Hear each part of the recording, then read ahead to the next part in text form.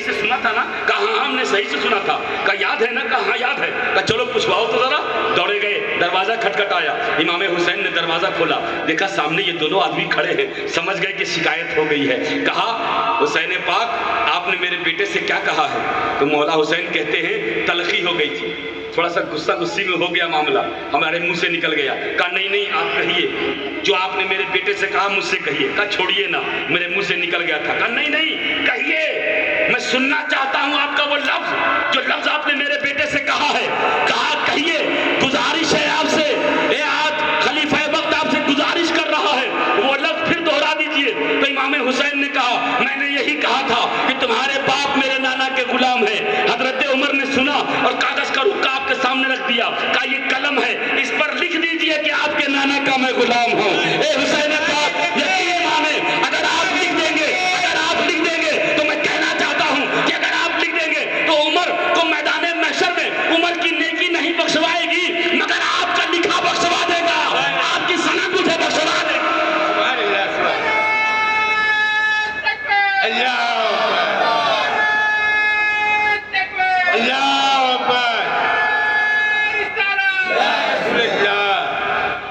مجھے یقین ہے کہ بے عمر کی نماز قبول ہو نہ ہو, روزہ قبول ہو نہ ہو, عبادت قبول ہو نہ ہو, مگر حسین کی لکھی ہوئی سند اللہ قبول فرما لے گا. اور آپ اگر لکھ کے دے دیں گے تو میں مولا سے کہوں گا پروردگارا مجھے جہنم میں نہ ڈالنا. اے پروردگارا میں نبی کا غلام ہوں اور میں اپنے منہ سے نہیں کہہ رہا ہوں, حسین پاک نے مجھے غلامی کی سند دی ہے, یہ سند لے کے آیا ہوں, میں حسین پاک کا غلام ہوں, میں مصطفیٰ کا غلام ہوں. بے شک سبحان اللہ. یہ اہل بیت کی محبت ہے.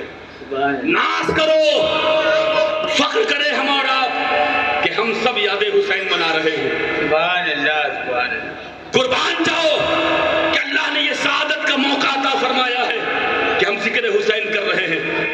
ذکر حسین تو زندہ باد ہے ہی, حسین کا ذکر کرنے والا بھی کبھی نہیں مرتا ہے. بے شک اس کے گھر میں چمک ہوتی ہے, برکتوں کا نزول ہوتا ہے.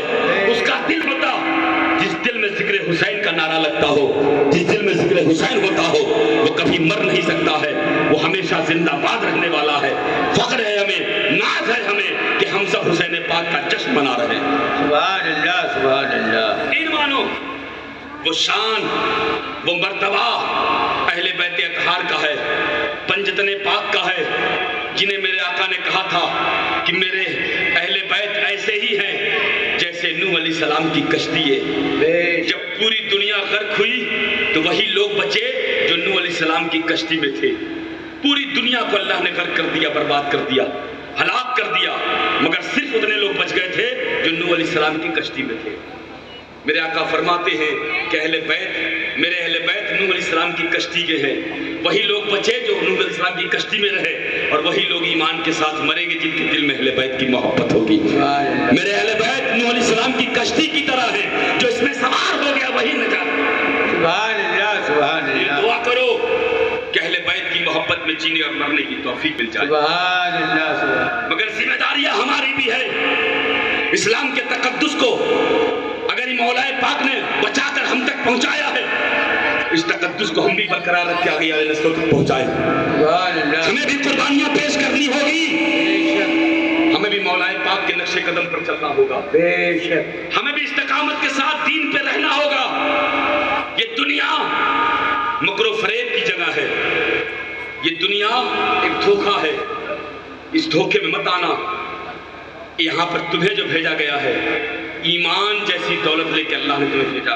بے شک اللہ کا شکر منانا, مکان چھوٹا ہو بڑا ہو, جھوپڑی ہو کرکٹ ہو مڑائی ہو, تم سب سے زیادہ امیر ہو. اللہ نے فرعون کو دولت دی, نمرود کو دولت دی, شداد کو دولت دی, یزید کو حکومت دی, مگر ایمان کی دولت تمہیں ملی ہے, ایمان کی دولت نہیں دی.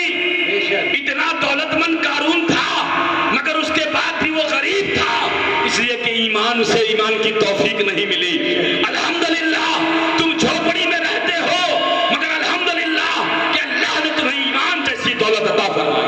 سبحان اللہ سبحان اللہ. دنیا کی تمام دولتیں, فرعون کی نمرود کی, یزید کی, قارون کی, شداد کی, سب کی دولت दौलतें دنیا میں رہ گئی وہ چلے گئے تم اس دولت کو ضائع مت ہونے دینا یہ دولت دنیا میں رہنے والی نہیں ہے یہ دولت تمہارے ساتھ تمہارے قبر میں جانے والی ہے یہ دولت تمہارے ساتھ میدان محشر میں جانے والی ہے کون دولت دولت ایمان جو اللہ نے تمہیں عطا فرمایا سبحان اللہ استقامت کے ساتھ حسینی ہو تو صبر کرنا جانو سبحان اللہ حسینی ہو تو استقامت کے ساتھ جینا جانو سبحان اللہ پیسہ ہو چاہے جیسا ہو آج ہمارے نوجوان کہتے ہیں مولانا صاحب پیسہ ہو چاہے جیسا ہو پھر حرام حلال دیکھے لگے بچے بھوکے مر جائیں گے نہ جانے دو بچوں کو بھوکا مگر حرام نہ کمانا نہ اپنے بچوں کو کھلانا بے شک تم اپنے بچوں کی کتنی خواہشیں پوری کرتے ہو حضرت فاطمہ کہتی ہے کہ ہم بھی بھوکے رہتے تھے